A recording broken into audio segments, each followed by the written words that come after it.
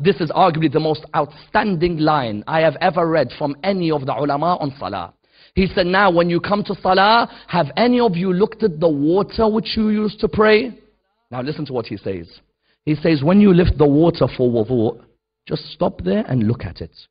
Just stop and look at the water. He says, do you see how clear the water is? Now you should become that clear with Allah in your life. Water is such a clear liquid. He looks at it and he says, look at the Muslim. He'll come and pick up that water.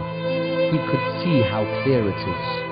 Yet he then finishes his prayer and continues going against the actions of Allah subhanahu wa ta'ala. He says, when you look at that water, just keep looking at it.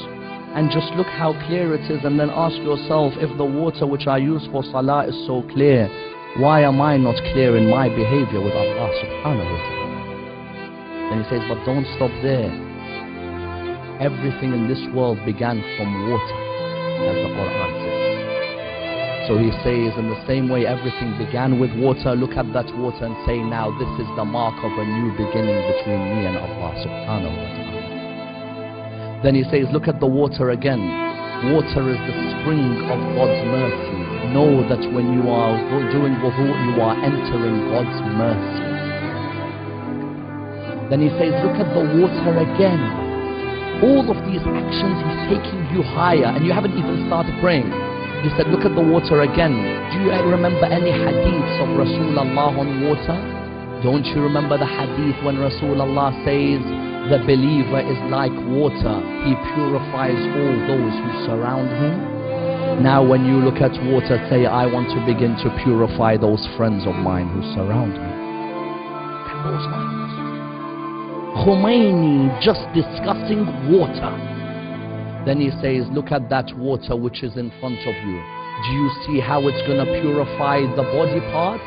Now say, I'm going to begin to purify my heart after this. There's no point me washing my body parts if I have a heart of envy, or a heart of jealousy, or a heart of arrogance, or I have a heart of rudeness. When you look at that water, say, oh water, in the same way you're purifying my body, I'm going to start purifying my heart. He said, now when you've reflected on the water you're using, tell me where you are in your salah. Then he says, go to Amir al-Mu'mineen. He says, Amir al-Mu'mineen would pick up that water. He'd know it's the spring of life.